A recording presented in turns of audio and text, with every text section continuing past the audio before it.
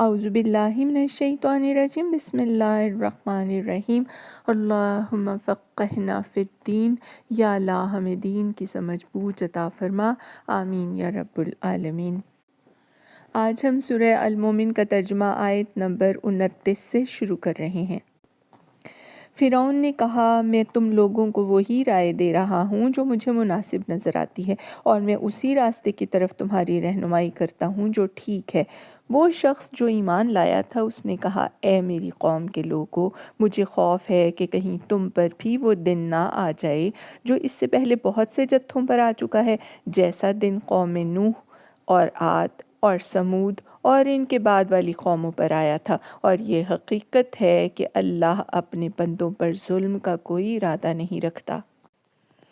اے قوم، مجھے ڈر ہے کہ کہیں تم پر فریاد و فغاں کا دن نہ آ جائے جب تم ایک دوسرے کو پکارو گے اور بھاگے بھاگے پھرو گے، مگر اس وقت اللہ سے بچانے والا کوئی نہ ہوگا۔ سچ یہ ہے کہ جسے اللہ بھٹکا دے اسے پھر کوئی راستہ دکھانے والا نہیں ہوتا۔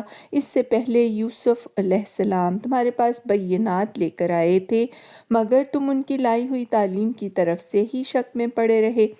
پھر جب ان کا انتقال ہو گیا تو تم نے کہا، اب ان کے بعد اللہ کوئی رسول ہرگز نہ بھیجے گا۔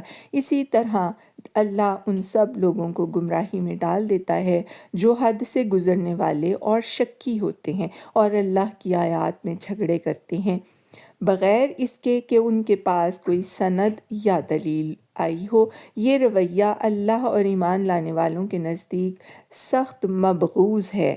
اسی طرح اللہ ہر متکبر اور جبار کے دل پر ٹھپا لگا دیتا ہے۔ فرعون نے کہا، اے حامان، میرے لیے ایک بلند عمارت بنا تاکہ میں راستوں تک پہنچ سکوں، آسمانوں کے راستوں تک، اور موسیٰ کے خدا کو جھانک کر دیکھوں۔ مجھے تو یہ موسیٰ جھوٹا ہی معلوم ہوتا ہے۔ اس طرح فرعون کے لیے اس کی بدعملی خوشنما بنا دی گئی اور وہ راہ راست سے روک دیا گیا۔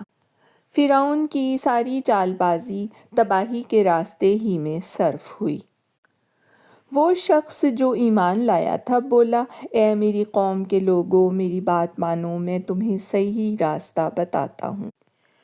اے قوم، یہ دنیا کی زندگی تو چند روزہ ہے، ہمیشہ کی قیام کی جگہ آخرت ہی ہے۔ جو برائی کرے گا اس کو اتنا ہی بدلہ ملے گا جتنی اس نے برائی کی ہوگی، اور جو نیک عمل کرے گا، خواہ وہ مرد ہو یا عورت، بشرط یہ کہ وہ ہو مومن، ایسے سب لوگ جنت میں داخل ہوں گے جہاں ان کو بے حساب رزق دیا جائے گا۔ صدق اللہ العظیم۔